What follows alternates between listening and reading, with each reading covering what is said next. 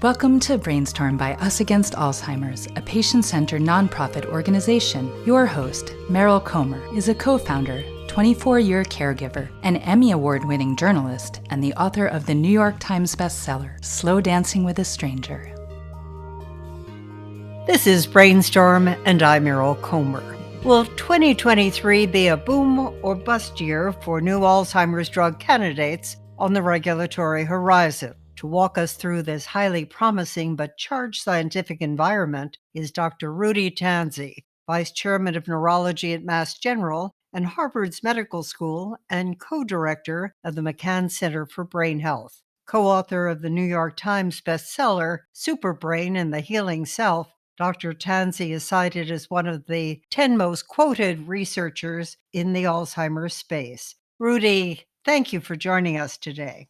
My pleasure, Meryl. Rudy, are we about to witness an exciting evolution, the potential of slowing Alzheimer's disease progression for those of us that aren't experiencing symptoms, whether it is Biogen's Aduhelm, Eisai's Leqembi, or Lilly's donanemab? Lecanemab, aducanumab or Aduhelm from Biogen, both of these are antibodies that clear amyloid from the brain. Donanemab from Lilly we'll be hearing about later on. In all these cases, these are antibodies that see different forms of the amyloid.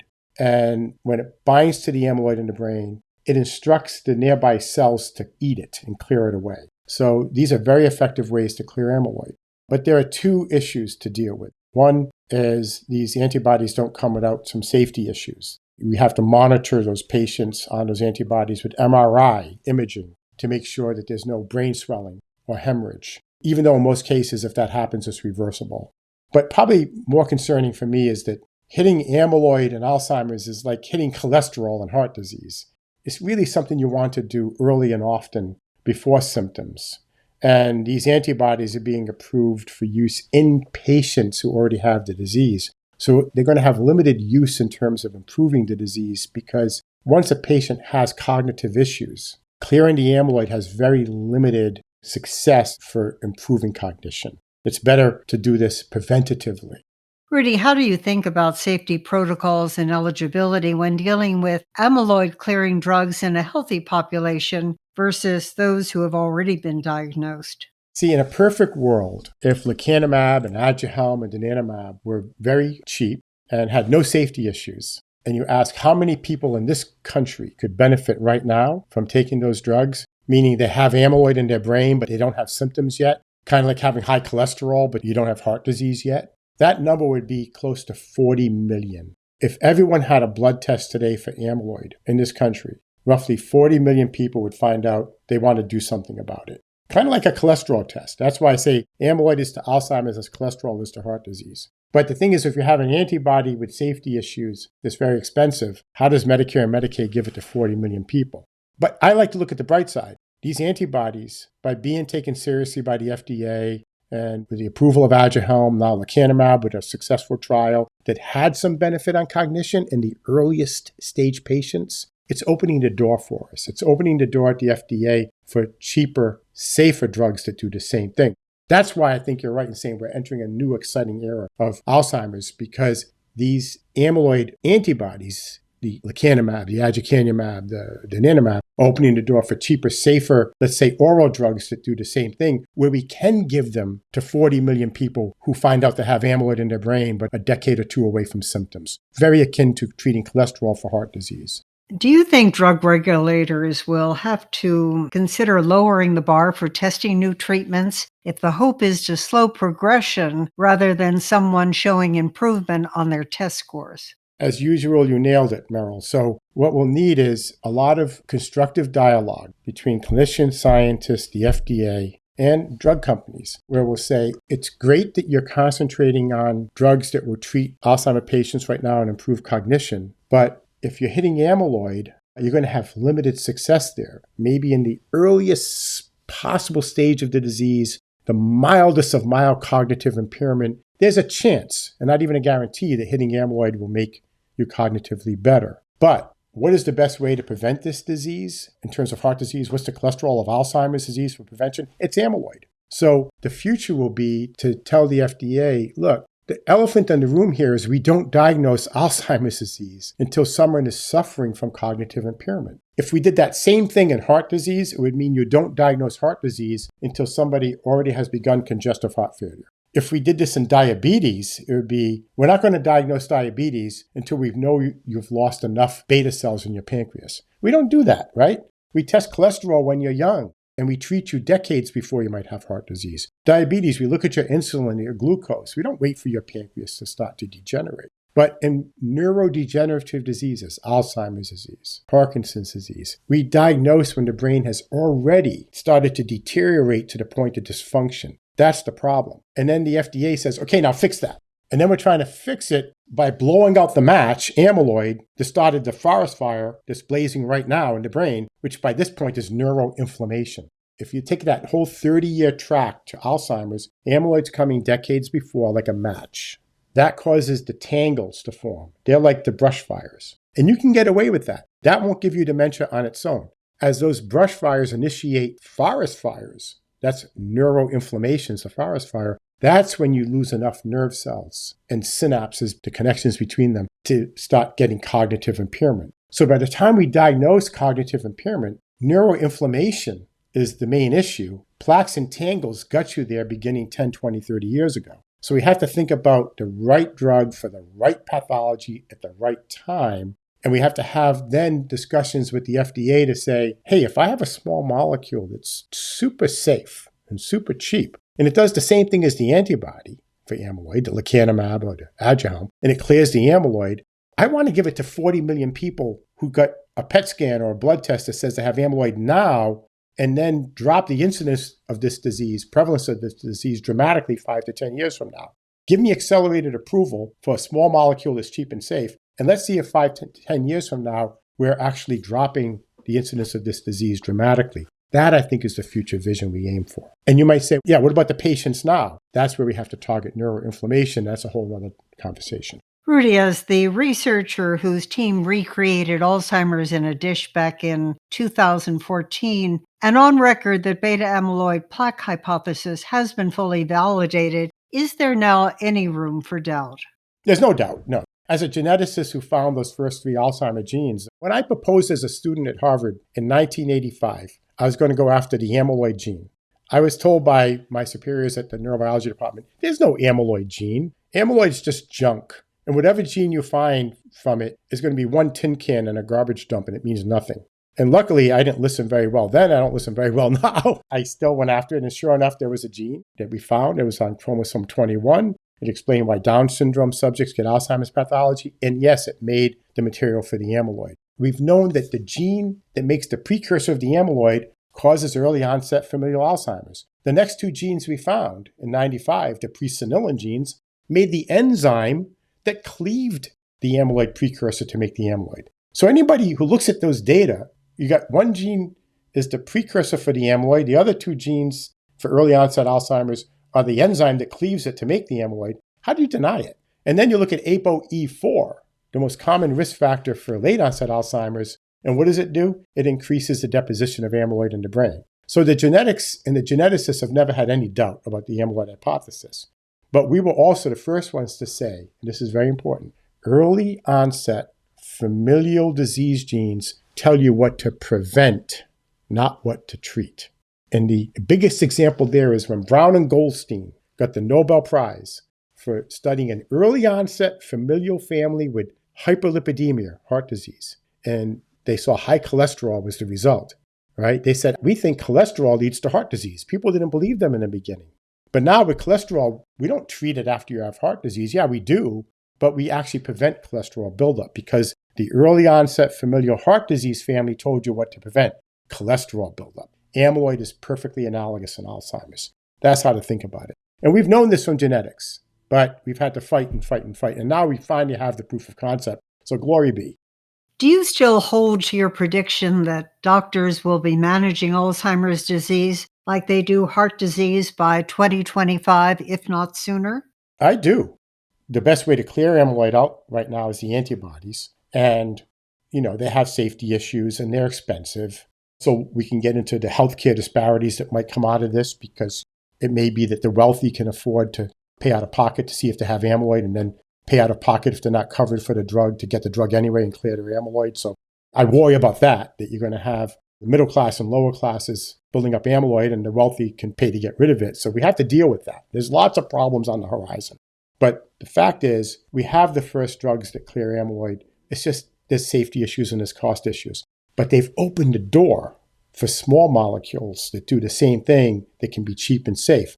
And using Alzheimer's in a dish, the mini human brain organoid model of Alzheimer's, I remember when that came out, when we published that in 2014, New York Times article said it's going to make drug discovery 10 times cheaper, 10 times safer. It's actually been 100 times safer, 100 times cheaper, 100 times faster. And so think about in the past, if you wanted to test every approved drug that's already out there, or natural supplements or products, imagine if you had to do it one at a time in an Alzheimer's mouse. Each study takes 1 year. Forget about it, right? But now with the Alzheimer's in a dish, we've tested in the last 5 years with Cure Alzheimer's Fund funding, we've tested every approved drug, 1,500 of them, that's known and safe.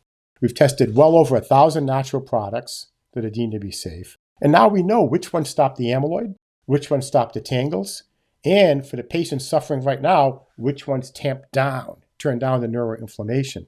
And we're doing combinations of these. And the reason why I'm still confident to answer your question is that with these combinations of known drugs and natural products ready to go that are an easy road through the FDA, we take the door open by the antibodies, lecanemab, Aduhelm, the door open with the FDA. And so we can say, hey, here's a safe combination that's dirt cheap, does the same thing, but we want to use it in 40 million people for prevention. Let's talk about that. You say managing versus curing Alzheimer's disease. Is that a critical distinction? There's three things. There's early detection and early prevention, right? That means know that the pathology is beginning in your brain, preferably a decade or more before symptoms. I would say even 2 decades before, and start treating then. By managing your cholesterol, you're trying to prevent heart disease. By managing your amyloid, you're trying to prevent the onset of Alzheimer's symptoms later on. So that's how I think about managing. It's kind of almost one and the same with secondary prevention. You need to know that the pathology is coming and then nip it in the bud. And in a perfect world, if these antibodies like lecanemab and Aduhelm were dirt cheap and super safe, we'd be giving them to 40 million people tomorrow who found out in a blood test they have high amyloid. But that's just not feasible with the budget of Medicare and Medicaid, and especially given that everyone needs an MRI to make sure they're not getting hemorrhages or swelling because of the safety issues. But it's opened the door for cheaper, safer drugs that will do the same thing. That's what I'm so excited about. So let me run you through a couple of targets. If the goal is to catch Alzheimer's in patients before they show symptoms, what's the strategy? Let's say you have a family history. Mom and dad and some uncles and aunts had it in their early 70s. So I like to say, take your family history, take your first degree relative, take the age of onset of the disease, the earliest possible onset, and maybe even before the doctor said so because you notice changes. Subtract 30 years from that, and that's when you want to be tested for the beginning pathology. So in that case, let's say mom had onset at 72, she really started showing some changes at 68. Before 40 years old, in that case, you're getting your amyloid checked. Eventually, it'll be routine, probably after 35. So the blood test says, oh yeah, you have higher amyloid than usual at your age, or you need to do something. If the amyloid's very high, then you might need the antibody. They'll say, you know what? For you, with the amyloid this high, we're going to use the antibody because this is the best way to quickly get rid of the amyloid and clear it away. But then after that, we're going to manage you on a cheaper, safer, small molecule you can take every day by mouth that will keep your amyloid down. And we're going to look at you again in a year. For the average person, they might find out, oh yeah, you got a little bit of amyloid buildup for your age. You're in the 50th percentile. Nothing alarming, but you're going to take this small molecule that's going to help clear amyloid out of your brain. Or like the one I'm working on, the gamma secretase modulator that will turn the amyloid production down. So we're going to have a cocktail of oral drugs that hit amyloid at the level of production and clearance to keep it down, just like we do with cholesterol and heart disease. But for those who come in with really high amyloid right off the bat, that's where you want to have those antibodies like lecanemab, Aduhelm, donanemab ready, because those people need the big hit before they get to the serial combination toward an oral molecule. That's how I see the future. So if that's how you see the future, is the notion of a vaccine to protect against Alzheimer's viable? It depends on what kind of vaccine. If the vaccine is aimed at amyloid, frankly, I worry. With vaccines, you're injecting the body, obviously, with something that's going to mount an antibody response on your own. As we all learned with COVID vaccines and boosters, everybody has their own response. Some people make lots of antibodies, some people make small amounts of antibodies. So I think you run the risk with a vaccine of, do you make enough antibodies to make a difference? And on the other side of the coin, if you make too many antibodies against amyloid, I worry that you're going to wipe out too much of the amyloid beta protein in the brain. Why do I worry about that? Because we found the amyloid beta protein in the brain, before it's amyloid, plays a role in the brain. It helps prevent infection. We found that the amyloid beta protein is an antimicrobial host defense peptide. So we wouldn't want to wipe it out. I am not a fan of unbridled immune response against amyloid with a vaccine. I'd rather have it controlled. So I'd rather have an immunotherapy where you inject the antibodies, you know how many are in there, and you can control it. I wouldn't want to depend on just a person making antibodies themselves against amyloid. You may make too few or you may make too many. So I'm sorry, but I'm just not a fan of the vaccine approach to amyloid. Rudy, as we've discussed privately, my husband had early onset at 57, and my mother the more classic onset in her mid-80s. How much of age-related cognitive decline is attributed to genetics, and how much are things that we could potentially control? The most common age-related cognitive decline is related to the buildup of Alzheimer's-type pathology in the population. We estimate 40 million Americans already have amyloid in their brain, and that puts them at higher risk later on for Alzheimer's, just like cholesterol and heart disease. Well, if you ask then genetically, how many Alzheimer genes are there? I was involved with finding the first 3 Alzheimer genes that all said amyloid. Then came the ApoE4, the most common ApoE4 variant, the most common risk factor, again said amyloid. And now, more recently, we have almost 90 Alzheimer genes. And the vast majority of those say neuroinflammation. And we found the first one of those in 08, CD33. So if you then ask, okay, well, what do these genes do? How bad are they? Well, the early onset familial genes that we first found that caused the disease under 60 and guarantee the disease, fortunately, that's only 1.5 to 2% of cases where the genetics guarantees the disease. Early onset familial genes, amyloid precursor protein or APP, presenilin 1, presenilin 2, have over 300 mutations that cause the disease in 1 to 2% of patients with certainty. The reason why I've spent the last 20 years developing what's called a gamma secretase modulator is that our drug will reverse what those mutations do and hopefully end the death sentence that those unfortunate patients have, because those mutations guarantee the disease. And the drug we're developing, after 20 years and $40 million of preclinical development in academia, we're heading toward phase 1 safety trials this year. It took 20 years. If that drug's safe and works, then these people who had no hope, where they had a mutation where how often I had to have a conversation with somebody saying, yeah, you're guaranteed to have Alzheimer's by 45. And, and then some mom, says to me, you're telling me that by the time my kids are in college, I may not know who they are. And that's heartbreaking. It's devastating. So that's why we developed that drug to offset those mutations. Now, the good news is that 98% of Alzheimer's disease does involve genetic risk factors, but they can be offset by lifestyle, okay? So in 98% of cases, including ApoE4, the most known risk factor, even if you have 2 copies of ApoE4, okay, which is in 2% of the population, that increases your risk tenfold, it doesn't guarantee Alzheimer's. And there, for these other Alzheimer genes, for 98% of the Alzheimer genetics, lifestyle matters and lifestyle offsets risk. So, Rudy, in your mind, is prevention the same as risk reduction? To me, it's one and the same. When we talk about prevention, it really is just reducing your risk for later. I don't get hung up on the semantics. I know some people do. I know that there have been campaigns to not use the word prevention anymore and just say risk reduction. As a scientist, it's all one and the same. We're trying to prevent the pathology from accumulating as a way to reduce risk. So if you think about prevention as prevent the pathology from building up, yes, that's how you reduce your risk for later on. So remember those words: for 98% of Alzheimer's genetics, lifestyle matters and lifestyle offsets risk.